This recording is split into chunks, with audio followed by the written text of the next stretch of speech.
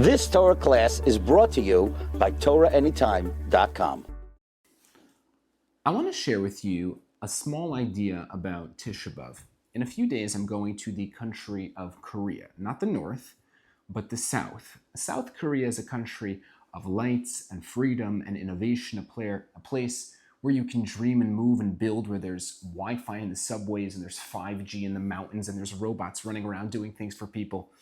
But just above South Korea, just a couple miles in the distance, there's another Korea, North Korea, a place completely locked in time, a country completely frozen in darkness. There's no normal cell phones, there's no internet, there's no access to truth or to history or the outside world. There's just lies and silence.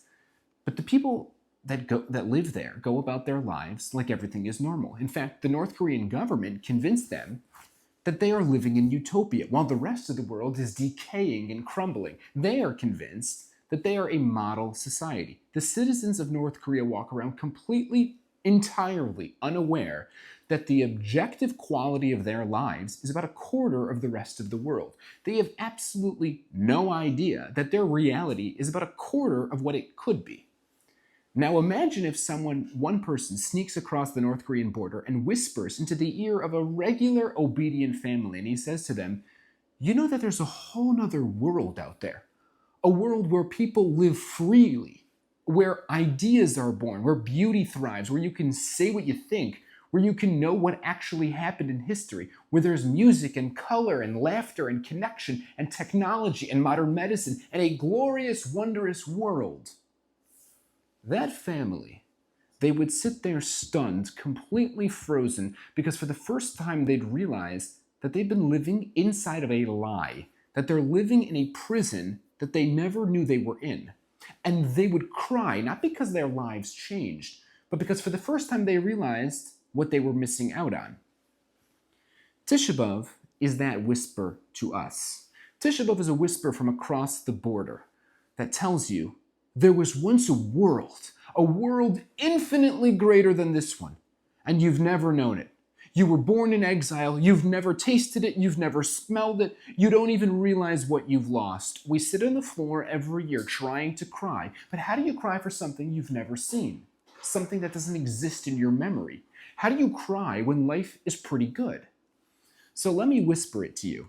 There was once a world where the sky felt closer, where the fruits were sweeter, where the air was purer, where the land gave you everything you needed, where there was no such thing as spiritual confusion. You didn't wonder if you were connecting to Hashem. You felt Him in your bones. There was no hustle to survive. There was no drowning in bills. There were no plagues or pandemics or cancer or fear. There was no silence from heaven.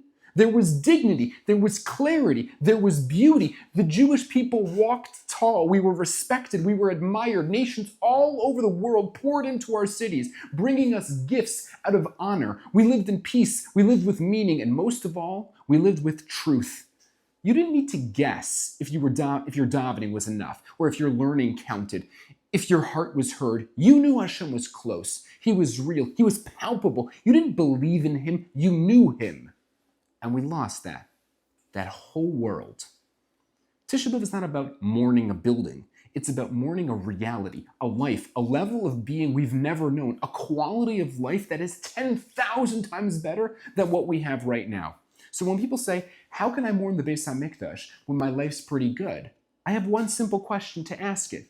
Is it really good? Or are you just living in North Korea? Are we living in a world so cut off, so broken, so spiritually limited, that we don't even realize what we're missing? Do we really think this is it? This life of spiritual fog, of uncertainty, of exile, of inner struggle, this is the dream? Yeah, we get used to this world. The world we're handed, we adjust, we adapt, we convince ourselves it's normal, that this is good enough. But what if it's not? What if this life is only a fraction of what we're created for? What if we've been living with the spiritual amnesia, mistaking exile for home and darkness for light? Are we walking through life unaware of the unfathomably wondrous world Hashem wants us to be living in? Not because we're blind, but because we've forgotten how to look? Tisha B'Av is not about sadness, per se. It's about waking up. It's the day we dare to say, this isn't the world we were meant for. The Jewish people were built for more, for clarity, for peace, for closeness to Hashem, so real you can feel it in your bones. On Tisha B'Av, our souls remember, even if our minds have forgotten. Deep down, there's a quiet cry, an ache, a longing for a world we've never seen, but we're always meant to live in. So let the whisper rise. Let it open your heart. Let it shake you, not with despair, but with hope.